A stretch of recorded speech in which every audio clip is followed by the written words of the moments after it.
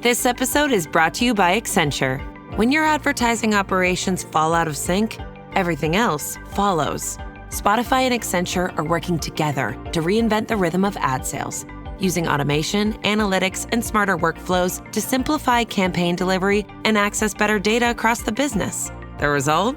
Less time spent on operations, more time connecting brands with the moments and fandoms that matter most. Learn more at accenture.com/Spotify. The new LinkedIn Hiring Pro can't undo your last hire. The human postponer. They were the master of one phrase. I'll circle back on that. But 3 months later, you were the one doing all their work and wondering how big that circle is. But LinkedIn Hiring Pro can take the hiring load off your plate by automating the hiring busy work from the initial job post to scheduling interviews. Hire right the first time with LinkedIn Hiring Pro. Post a free job today at linkedin.com/quality. Welcome to Holocron History, Star Wars Canon vs. Legends, where we take a deep dive into the Star Wars universe, such as characters, creatures, stories, and so much more. Hosted by Ben of Temeria and Kadojo. Welcome back, Adepts, Acolytes, to another episode of Holocron History, Star Wars Canon vs. Legends. I'm one of your hosts, Brandon, or also known as Ben of Temeria, and always with me is my good friend, Kadojo. Hello there. And today, we're finally doing the last episode and last part for Beilert Valance. 4 episodes. But But a bit long. it's a bit long, but you know, he's a really cool character. He is a cyborg, so it's pretty cool, not gonna lie. And it's mainly comic stuff, so we don't have his stuff in any of the animations or in the shows or anything. It's mainly comics. It's pretty much all his stuff is. But where we saw him last, he was, clinging to life from death because a lot of bounty hunters and people tried to kill him. So Yeah. That's what happens when you make a lot of enemies. Yeah. That's an understatement. So, where we are starting today, he's finally going back to the Empire, but probably not the way you think. So, barely clinging to life, Valance fought his way through the Executor. Yes, you heard that right. That Star Destroyer, taking out hordes of stormtroopers and scout troopers in his rage. While cornered, he used a mouse droid that bashed into the helmet of a trooper before receiving a transmission from Tongo on board the Edgehawk, telling him to meet her in the destroyer's main hangar. As the Edgehawk fought countless ties, Valance limped through the Executor, eventually being confronted by an Imperial cadet named Ven, who held a gun to the cyborg. There are a lot of stormtroopers who held a gun to a cyborg. That didn't help him. Right, I know. So Valance reflected upon his past and expressed his distaste for the Empire and talking to the young cadet, seeing him used to be. Just as he began to break through, the young man, Lieutenant Jayla Hayden, ordered the airlock opened on Valance, killing the young man in front of Valance's eyes and furthering his hatred for the Empire and his carelessness for life. Yeah. Every soldier, every officer is nothing more than a pawn. Yeah, the Empire doesn't give 1 ounce of dignity to any of them. They don't care. I mean, unless you're the They're rank just of fodder. admiral or general and higher, you really don't matter. No, and even then, that's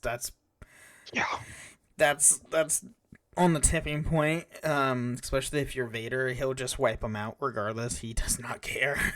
Mm-hmm. So finding it too difficult for Tonga to pick up in the hangar, Valance decided to come to her instead. Using the grappling hook, Valance grabbed on the jump trooper and hijacked their jetpack, using it to rocket out into space, while Zekis opened the hatch on the top of the Tonga's vessel to receive Valance. Jump trooper? Jetpack? they fly now? Oh God, I hated that line in Rise of So Skywalker so stupid. much. And what's really funny is if you go watch the interview with the main, like the three, Mm-hmm. Poe, Finn, and Rey. Yeah. I can't remember Finn's actor, but he even says like they've always been able to Attack of Yeah. the Clones, man, the Clone Wars. Jesus. And like, cause he knows Star Wars is like, what? That's not right. Yeah. So, struggling against blaster bolts coming from all directions against the sheer force of space in the Edgehawk's speed, Valance reached out and finally grasped the hand of the Gand bounty hunter, for a second grasping the idea of freedom, but his world, this would not last. As Valance was put away, leaving Zuckuss with his cybernetic arm, the force pulling Valance away from the Edgehawk was actually Darth Vader. As he was being pulled back into the executor, Valance drifted out of consciousness. Vader's like, nope, get back here. No, we aren't done yet. Yeah, no, that's terrifying. I'm sorry. And for anybody who doesn't know already, Valance is a force wielder. So, yeah, I don't know how this is going to go for him.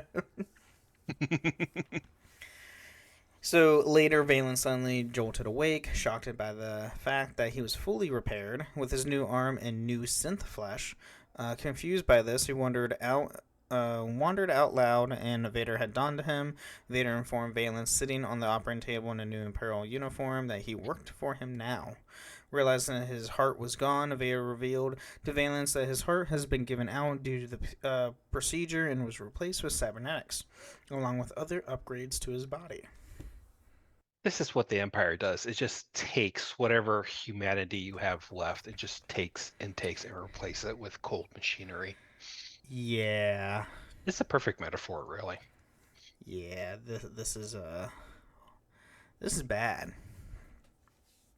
So, Valance attacked Vader, but was quickly struck down and left to be repaired by the medical droid. Once Valance was fixed, he met again with Vader and Hayden, who told him about that he was hunting down Crimson Dawn agents within the Empire. For he did not, they would kill him because he cared about, or those he they would kill those he cared about. Yeah. So So just as a refresher, Crimson Dawn is, how do you say her name? Kira? Kira. Is Kira's organization essentially after Maul's death, really. Mm-hmm.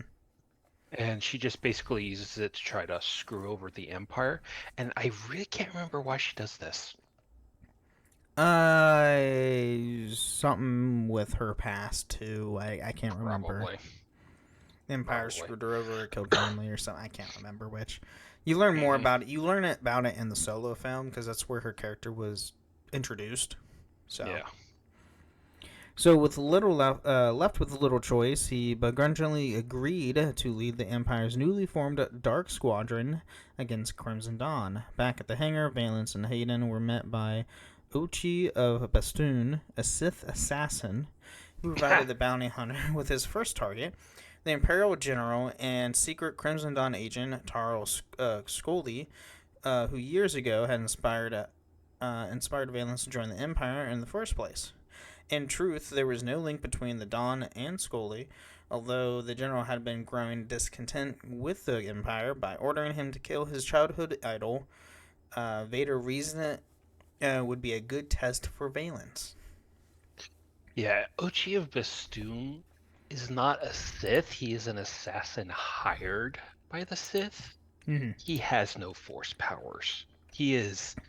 Yeah, he's not like a Asajj Ventress style, a Sith assassin. No. Not that style. No, he's an assassin hired by the Sith. By Vader, essentially, but that's about it. Yep. So then, piloting a TIE Defender, Valance led Dark 2, Dark 3, Dark 4, and Dark 5 to the Aruda system. There they were met by Iradu. Thank you. Words. There he was met by Scully's light cruiser and Forerunner 2. After losing Dark 3 and Dark 4 in the ensuing battle, Valance rammed his tie into the bridge of the ship, cornering Scully amidst the wreckage. When Scully asked Valance why he would come to kill him, Valance replied that Vader told him about Scully being a mole for Crimson Dawn. When Scully asked him what he believed, Valance said that Vader had the power to kill those he loved, and if he refused. So, yeah, fear does a lot. Yeah, does Valance actually love anyone? Yeah, as the kid that he rescued in the last part that we went over, Yeah, and but his childhood crush / lover, who eventually got married to another person. yeah. So yes, he has people he cares. Valance confessed that he never thought he would be someone other than a minor until he met Scully as a child. To this, Scully admitted that the Empire had disappointed him as well. While Valance was distracted by a pair of stormtroopers, Scully took out his blaster and said that the only death was certain. Valance killed Scully with one of his palm blasters, claiming that he had learned that long ago. As he stood alone reflecting on his childhood, Valance reported Scully's death to Dark 2 and had her pick him up in her tie. Of all the equipment he could have, he still has his palm blaster. Hey, but they work now. Do they? Do they really? Well, so far. Because before, they never worked, so... So afterwards, Valance was called by Vader to LaCour as part of a crew, where a group of stormtroopers were watching over a crowd of civilians. When Valance asked Vader why he was called him there, the Sith told him to simply do as he was told. Ochi approached the stormtroopers and introduced Valance, as well as the assassins Lorach and G90, and a group of mercenaries called the Revengers. One of the stormtroopers explained that the civilians had been attacked by the Crimson Dawn. The civilians chastised the stormtroopers for doing nothing to stop the attack, on which the stormtroopers accused them for being Jedi sympathizers. How do you get Jedi sympathizers out of that? Really? Good question. I really don't know. By the way, G90 looks like that GTO ball from KOTOR 2. Oh my god, he does.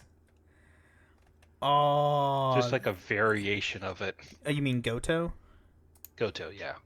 Yeah, he does look like Goto. Oh, that's awesome. I love callbacks to KOTOR. That's great. So Uchi taunted Valance over the disgust towards the stormtroopers, guessing that was more respectful to them, while he is still one of them. When the stormtroopers attempted to move the civilians, they refused to comply, prompting the stormtroopers to fire at them. To Valance's horror, but Vader jumped in and deflected the bastard bolts and killed the stormtroopers. When Ochi expressed confusion over this, Vader revealed that the stormtroopers served Crimson Dawn. Okay, how did he figure this What? out? I'm gonna need you to this is one of those moments where the teacher says, okay, I need you to explain how you got to your answer. Right. I need to know what? So as the group continued on, Uchi gave Valance his next assignment to help them kill every Crimson Dawn agent at their secret base. But for now, the bounty hunter would scout ahead. Valance tugged at Uchi's cape and asked him what the trick was, to which Uchi claimed that everything was as it seemed. As it made their way to the stronghold, Valance asked the Revengers' names. The Revengers introduced themselves as Tonka, Sira, and Kala Sam. Yeah, sounds about right. Hey, I got those names right. Yeah. Yeah. So Valance told the Revengers that the Vader was just using them to bait the draw of the Crimson Dawn. Tonka expressed disbelief at this, as Vader was previously saved of the civilians. Valance replied that Vader only served the Empire and wasn't doing anything for their sake. Upon reaching the base, Valance and the Revengers were quickly surrounded by Crimson Dawn. Ochi and the assassins simply observed them for a while until Vader used the Force to throw Ochi towards them. The Sith then rode on G90 as they rolled in the base's entrance. Valance followed Vader and Ochi inside the base. Once inside, they discovered a layout that every Crimson Dawn agent within the Empire, which Valance noted went all the way up to the top. Now, I also like to point out that Ochi is just a little. Oh, God, what's the proper word without making this rated R? A wimp to the Sith, because there's a point where during Vader and Palpatine were essentially going at it in one of the earlier comics, and Ochi was just being tossed around between the two of them. First, he was loyal to Palpatine, then to Vader, then back to Palpatine, then to Vader, and he was just being thrown So around like he a was a rag doll. snake. Yeah. He just served what was best in his interests at the time, just to stay alive. Yeah. All right. Fair enough. So following this, Vader and his followers returned to Coruscant. As they arrived, Ochi tasked Valance, the Assassins, and the Revengers with infiltrating the Zanchal estate while he and Vader went to the Imperial Palace. When Valance questioned if he should trust the list, Ochi told him that the Assassins Guild confirmed at least half the people on the list were Crimson Dawn collaborators. What about the other half? That's what I want to know. I Mhm. would like to know that, yes. So as they landed and split up, and Kala asked Valance what the odds were if Rochi's setting them up for another suicide mission, to which Valance responded that Ochi might be one himself. Valance, the Revengers, and G90 infiltrated the estate and confronted Baron Espis Zanchel. When Zanchel insisted that he wasn't with Crimson Dawn and told them to search everything, they found a pair of hostages being fed to a Nargulch. Yeah. They killed Zanchal in a firefight and rescued the hostages. What the heck is a Zangulch? Do we have a photo of it? Nan Gulch. It's It's like weird a looking thing. That looks like a Clone Wars. it does look like a Clone Wars animation. Oh, those little Talas, the little Oh, the Talls not quite used them. Wampas. Yeah, and apparently they're also on Naboo, Oh, okay. which is weird. They're like feline dog style Lions. mounts. Kind of like direwolves, kind of a sense. Yeah. But Well, alien no. and blue. Yeah. No fur. Yeah. Well, I meant like direwolves like in size, because you could ride them. How big were direwolves? Direwolves are pretty big. Have you not seen Rideable, Game of though? Thrones? Those weren't. Well, one, that's a fantasy world, so they can make up the size of that. So anyway, afterwards, Valance and the rest of the assassins were assigned to a mission to Trenchar. Their objective was to capture and interrogate Lieutenant Grappa for information regarding an Imperial operation on Naboo. While they were prepared to leave, Valance tried again to warn them about Vader. When Ankala said that the Sith Lord had killed the right people so far, Valance reminded them that he was only there for the child that Vader was threatening, to which Ochi pointed out that he would have to kill Valance if he was suborning a mutiny. Yeah. That's a weird word, but yeah. Just, essentially, if Valance was trying to conspire mutiny against the Empire, Vader would kill him on the spot, which he would. So. Oh yeah. So when Valance told Shira that Vader was going to betray them, Shira claimed that he had already been worth it. Once they arrived on Trenchar, the assassins fought their way to many stormtroopers and sentry droids, but they came upon civilians being tortured by the Imperials. G90 broke from the mission to free the civilians, prompting Vader to destroy the droid as punishment. Once Grappa was interrogated and executed, Vader realized the Imperials had known they were coming. When he asked Valance who had sent the droids, Valance confirmed that they were from Ramondi's command. As Vader confronted Ochi over having spoken with Ramondi prior to their departure, Ochi blew his own cover and ran away while Valance fired at him. Vader then trailed Ochi to his TIE Vance as the assassin stole a ship and left the planet. See? Snake. Yep. Pure snake. Absolutely. So, Later, Valance and the assassins were sent to Oro Sancaria by Ochi, who had apparently returned to Vader's service. What? Okay. As the assassins waited for their next assignment, they were suddenly attacked by a TIE fighter sent by General Hertz Romandi. When Lorach was asked why Romandi was attacking them, Valance pointed out that they had killed some of Romandi's favorite soldiers and that Ochi had lured them there. Ochi contacted the assassins and told them they weren't for the target, but rather a distraction. Ochi then arrived in a land speeder and sped off with the assassins as a Crimson Dawn cell attacked Romandi's forces. What the heck, man? Yeah, Ochi deserves his own mega special. Maybe. We'll see. God, he's a Spitfire, that's for sure. So once the fighting parties were wiped out by the pulse bomb, Ochi informed the assassins that Vader used them to get Romandi's forces and the Crimson Dawn cell to wipe each other out. Vader left the planet as Ochi called after them, with Valance chuckling and saying that Ochi was no longer Vader's favorite. When Tonka asked Valance if they were still in Vader's service, Valance said nobody left Vader's service until Vader either released or killed them. Just mostly killed them. Yeah.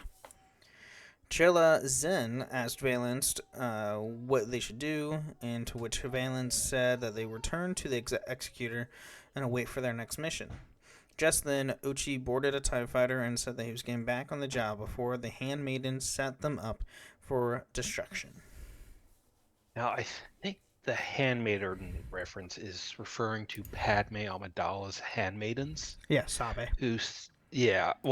Sabe and all the other ones set up a group to avenge Padme and Anakin Skywalker because they didn't buy, they just, died. No, someone killed them. They want to know who. Yeah, not realizing Vader himself was Anakin. So. But Sabe did eventually.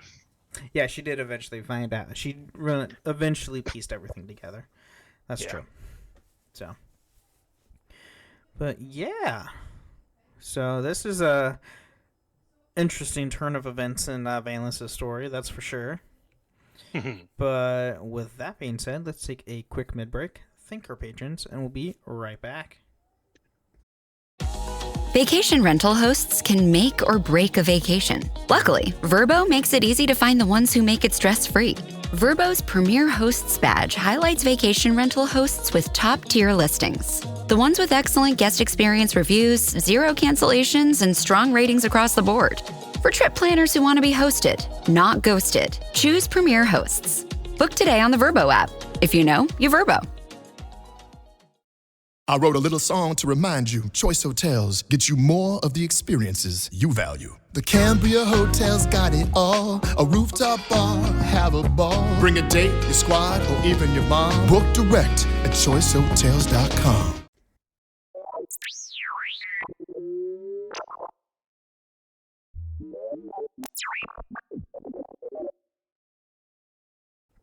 All right. Welcome to the Midler Show. We're talking about everything with podcast has nothing to do with the lore of Star Wars. I almost had a completely different show, which I'm clearly not doing today. Here we want to thank all our amazing patrons. Thank you guys so much for supporting the show. And if you too want to support the show, you can go to patreon.com/holocronhistories, where you can get ad-free episodes or even join us once a month on the show itself. You can also leave us ratings, reviews on Apple and Spotify. Leave a 5-star review on Apple with some words or a nice Spotify comment. Read it out loud the next time on the show, which I haven't checked Apple in a while. Let me see here. Yeah, nothing on Apple. Shocker. But we do have one on Spotify by our good friend Ilwick004. Thank you again. This is back on our last episode, part 3 of Beilert Valance. Thank you again. I made my own lightsaber out of PVC pipe, a clear tube, and LED lights for my Halloween costume, and it looked spectacular. That's awesome. So that's pretty creative too, because we found out Elwick is a kid. So Thank you for listening to the show. I hope you enjoy the show. And that's awesome for your Halloween costume. Making a homemade lightsaber. Because I surely did not do that when I was a kid. I don't know if I never went as a Jedi for Halloween growing up. Shockingly. No, neither. Well, when did Phantom Menace come out? 2000. Oh God, 2000. Was that 2099? No, I think that was 99. Was that Phantom Menace 99? Not sure. I'm looking it up now. 1999. 99. Okay, that's what I thought. So yeah, when I was born, we only had the original trilogy, and there were plenty of books back then, but I wasn't a big reader. At least Yeah, that's fair. But to be fair, I was 9 years old when the episode 1 came out. Yeah, I was 99. I was 6, going on 6. Yeah. So, yeah, I didn't have Star Wars stuff growing up a whole lot. I didn't really get big into Star Wars until I was like 7 or 8. So, yeah. But yeah, that's fun, cool stuff. I did a bunch of different Halloween stuff. I went one year. I went as Yugi Moto and actually had like I'm not even kidding you. I had like a rubber like wig, which was Yugi's hair. The spiky hair. And then I had I have a dual disc that I sadly got rid of, but I did get the new 25th anniversary edition. But sadly, it's not as good as the original. Anyway. I gotta look this up. Sorry. But yeah, as far as Star Wars news goes, there's only one piece, really. And it's a poster of Sam Witter next to a 3D Darth Maul. It's Star Wars soon. Maul Shadow Lord coming soon. Yeah. And that's it. That's all we got. Yeah.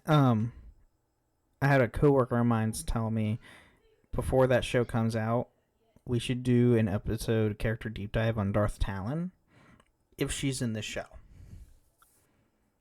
Maybe. But I have a feeling if she was around, she would have taken over Crimson Dawn. If she wasn't dead. Maybe. But then that... Who knows? There is footage of Maul training a red Twi'lek. And maybe Sam was like trying his hardest to get away from the questions of Darth Talon.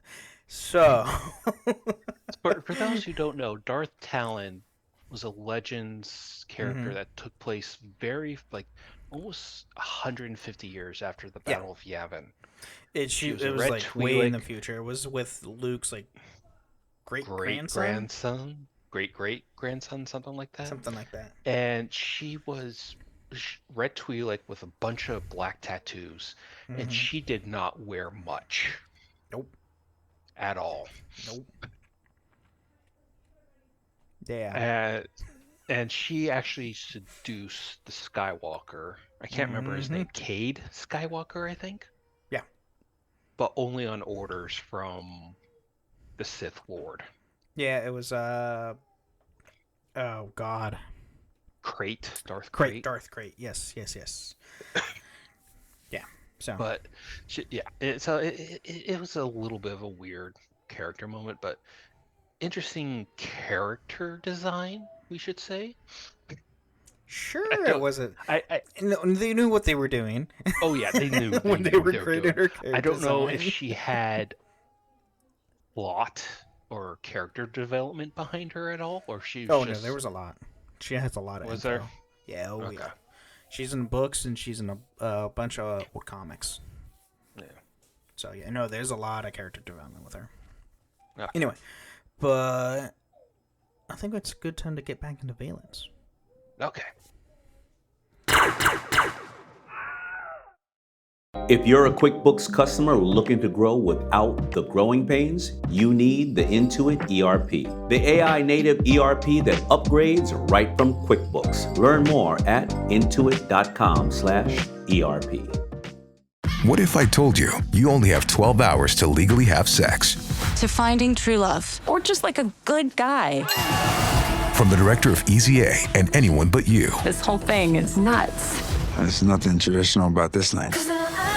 On August 7th, the clock starts on the summer's biggest rom-com. I'm Owen. Allie. What about you and me? Monica Barbaro, Callum Turner. I've been told I'm a 7. By who? Your mom? Nah, she thinks I'm a 10.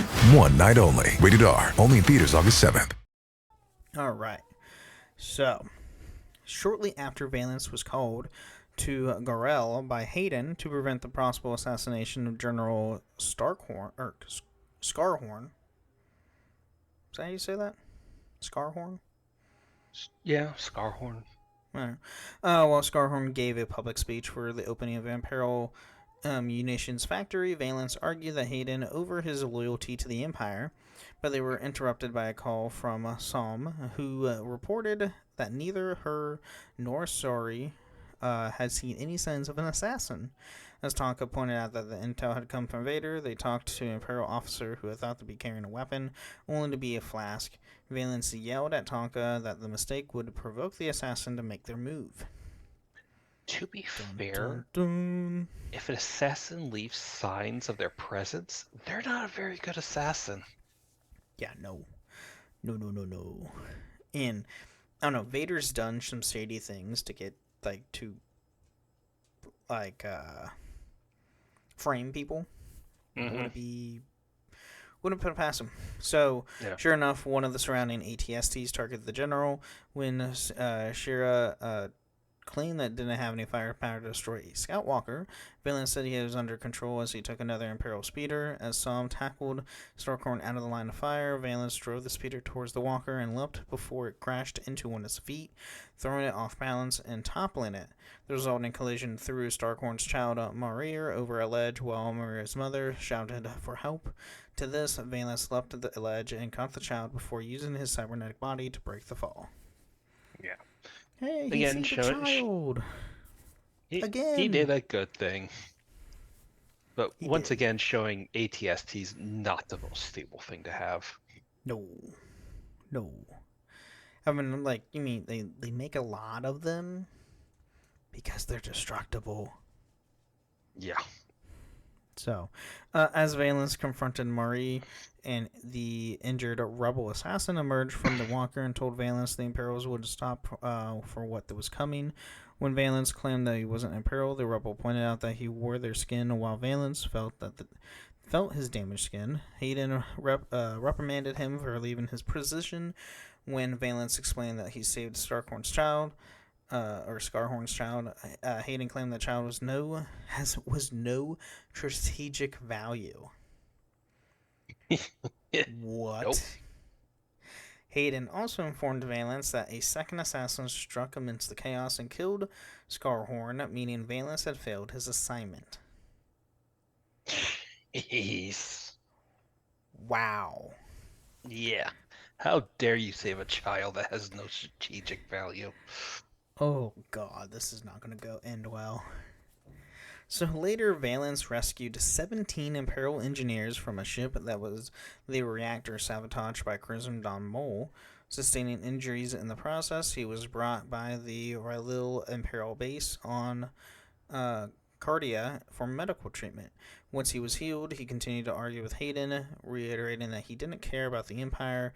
To this, Hayden pointed out that he had radiation burns from saving the engineers. Hayden took Valance to the room where the engineers were recovering. They thanked Valance for assisting them, to which Valance lightly smiled as Hayden showed her approval.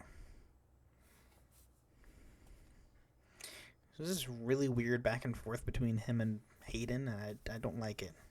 Yeah, it's a little weird. So later, Hayden summoned Valance to tell him that he would become the Imperial hero he once dreamed of being. Valance pointed out that he was a long time ago that Hayden had shifted through his memories to learn that. Hayden went to tell Valance that he could be happy with the Empire before she kissed him on the cheek. Okay.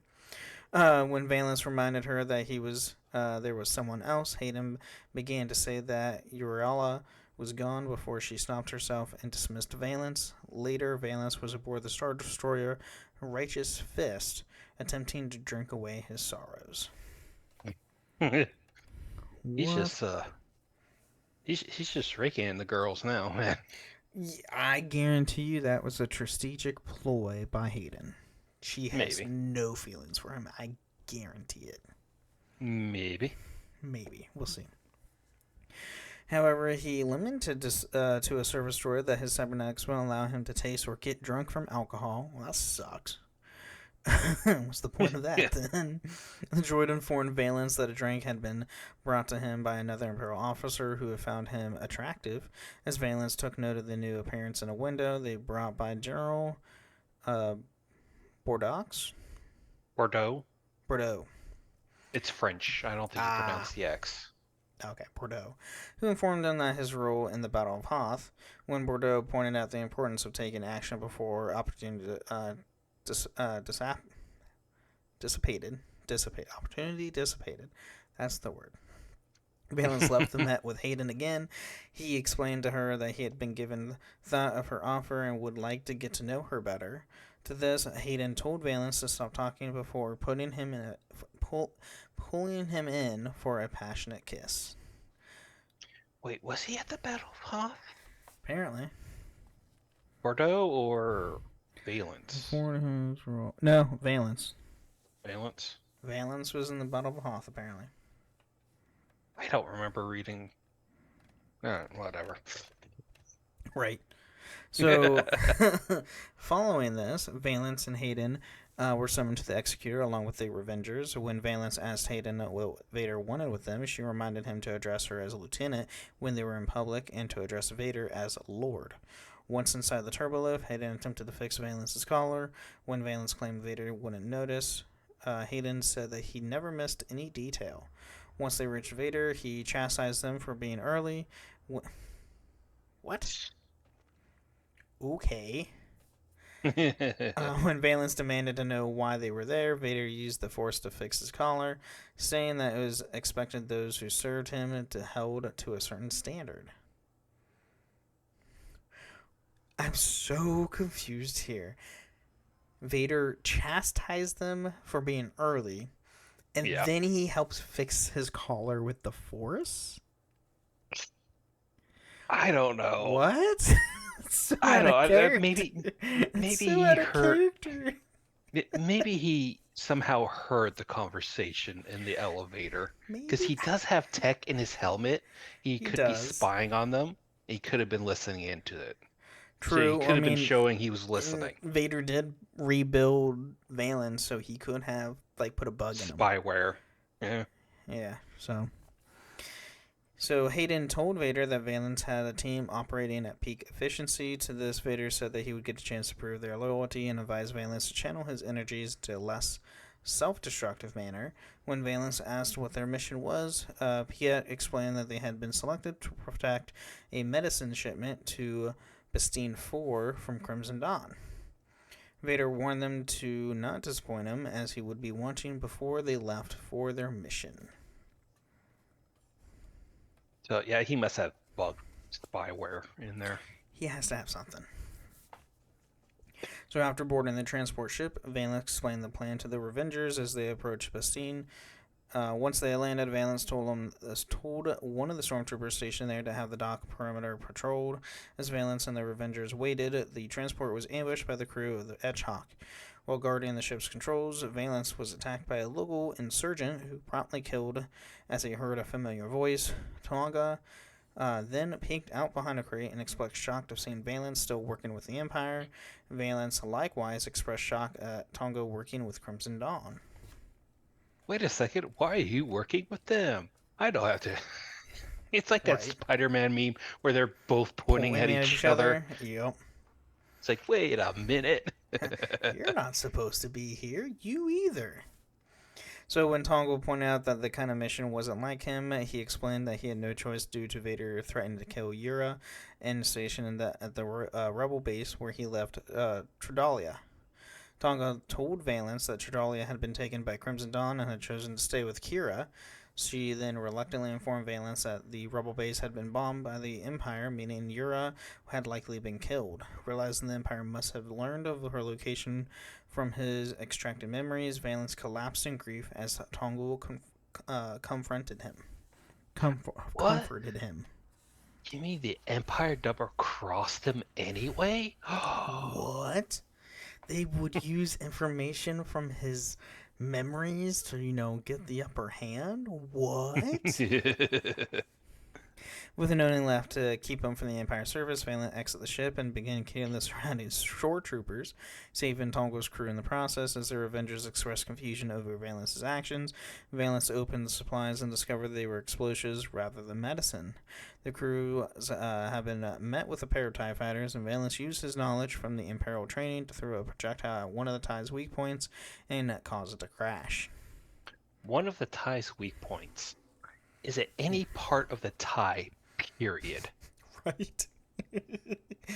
Holy. I mean, you could just hit the, freaking window cockpit and it goes boom. Oh no, I dropped a fist-sized stone on it and it got crushed. So after Forlom used the Edgehawk to destroy the other TIE, Valance contacted Hayden and accused her of withholding Yura's fate from him. Hayden attempted to apologize and explain her feelings for him were genuine, but Valance stopped her and told her that he was going to complete the mission before breaking the connection. When Tonga suggested leaving before more Imperials arrived, Valance said that he was going to use himself as bait as a Lambda-class shuttle landed in front of them. Vader then stepped out of the ship along with Hayden as he drew his lightsaber. Time for a speaking, boy. So, charging into battle, Valance told Vader that he regretted ever serving the Empire. As they fought, Vader took note of Valance's power and told him that he was a waste of potential. Once he was beaten into submission, Valance said that the planet's people would still be free from the Empire, but Vader retorted that the Valance had doomed them as the Sith Lord's forces bombed the locals, as well as Vader's own troops. Yeah, Vader doesn't give a sham. No. He does not care. No. So Valance chastised Vader's lack of care for even his own people, which Vader ignored. As Vader prepared to strike Valance down, Hayden insisted on finishing the job herself to make up for her previous failures, which Vader allowed. Now, funnily enough, Vader in the Legends used the 501st, which is still just pure clones for the longest time, and he actually kind of cared about them. Yeah, that's the only time he actually cared for troops was they were his own troops that he had throughout the Clone Wars and all that. So Valance tried to convince Hayden to leave the Empire with him and to start anew with someone she loved. However, Hayden responded that her first love was the Empire before blasting Valance in the face and sending him falling over the edge of a cliff. Later, as the Empire left the planet, Valance was found by Lasha and Zuckuss, saying that there was nothing left for him there. Valance left their crew aboard the Edgehawk, mulling over his loss of Yura and guilt over having loved Hayden. Man, I regretted loving that woman. For the 10 seconds that they knew each other. Yeah. So. And then around 6 ABY, Valance was at a bar in Al-Shuri town on Guata. That he was thrown out of a bar by the Xantark gang. Upon confronted by the gang members, Solo came to Valance's rescue and gave a warning shot against the Xantark gang. The two of them fought the Xantark gang in a gunfight. After dealing with the Xantark, Valance went with Solo to the Millennium Falcon.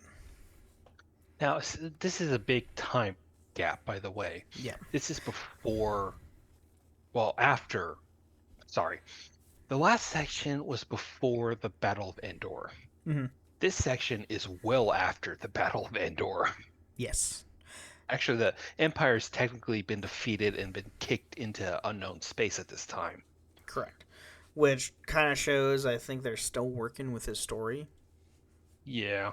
So, we'll see.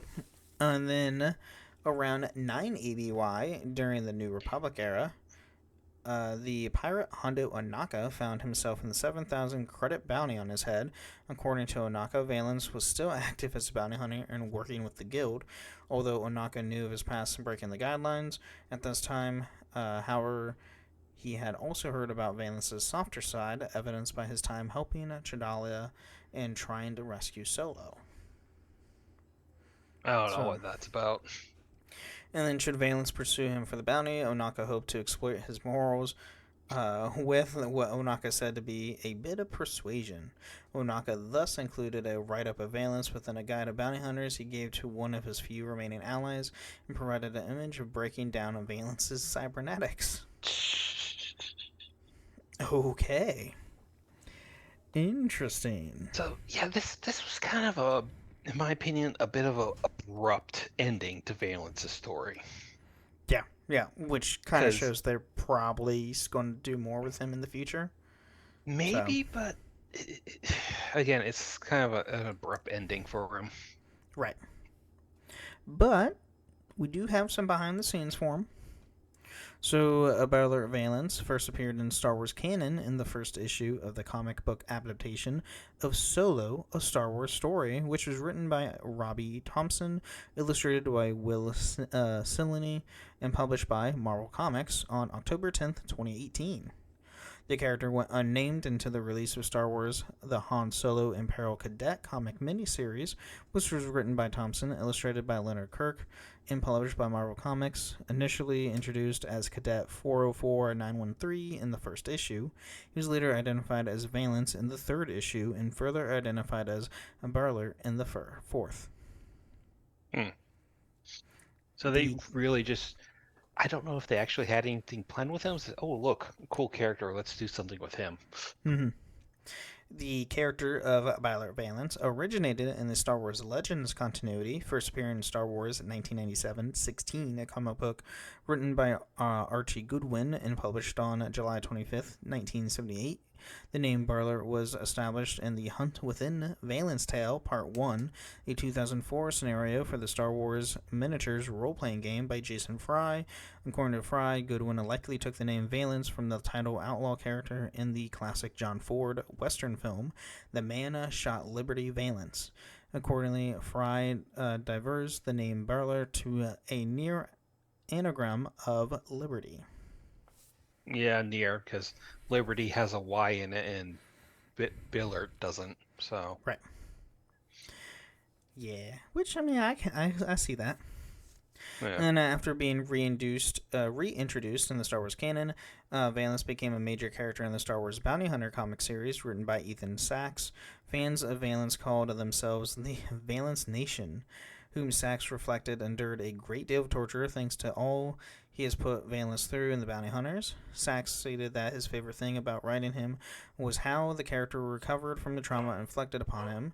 Sachs played a coy with fans as to whether Valance would survive the series, joking that Bounty Hunters 42 was his last adventure, and remarking that if fans did not open the issue, Valance would be simultaneously dead and alive.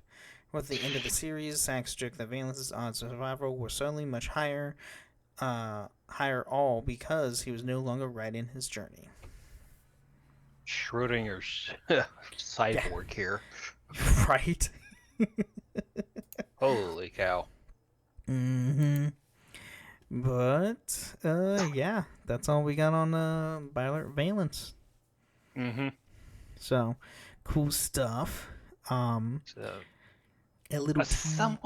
somewhat interesting character.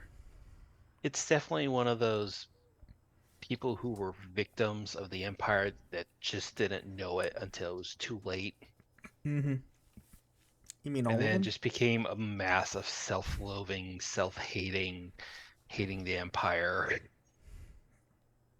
This is true. But a little tease for next week, we are going to dive into a Legends character next week. A pure Legends character. Correct. So, because there's been no hint of this character in the Disney canon so far. Fun fact, there is. Really? There is. I looked at Really? it. I was not aware of that. There's a canon tab on his character, and I was like, "What? I haven't heard of this." It's just like little nods and references, but there's the little nods about his character in canon, which is interesting. It's like, oh, okay. I don't think they'll ever do anything with this character, which obviously I'm not going to say the character on this episode. I'm just teasing. It's a Legends character. I would say he's a really cool character. Mm-hmm. Most people probably don't know who he is. I will say that. Yeah, this is a very obscure Legends character a bit. Mm-hmm. He was an antagonist of a video game. Yep. He was also an antagonist in a book. Mm-hmm. At least one that I know of that I actually read. So. Yeah. So stay tuned for that. Cool things. Which we need to do more Legend stuff, not gonna lie. We've been doing a lot of canon stuff, so this is gonna break the cycle a little bit and do more Legend stuff, which do a little bit more Legends villains and scum. So yeah. Well, do you have any final thoughts on Valance or anything? No, just what I said previously. Fair enough. All right. Well, everybody, thank you again for listening to Holocron Histories, and may the Force be with you. Thank you for listening to Holocron History, Star Wars Canon vs. Legends. You can find us on the Robots Radio Discord at robotsradio.net, the Ben and Friends podcasting Discord, where you can share your thoughts, experiences, and love for the Star Wars lore. And don't forget, for the Republic! Hi, Ryan Reynolds here for Mint Mobile. Are you looking for a beach read this summer? May I suggest your big wireless bill? It's got suspense, mystery, a slightly flat emotional arc, and a shocking twist where you realize you've been overpaying the entire time. Fortunately, though, Mint's story is better. Every plan, $15 a month, even unlimited. That's it. Happy ending, 0 tears. Give it a try at mintmobile.com/switch. Upfront payment of $45 for 3 months, $90 for 6 months, or $180 for 12-month plan required. $15 per month equivalent. Taxes and fees extra. Initial plan term only. Greater than 50 gigabytes may slow when network is busy. See terms.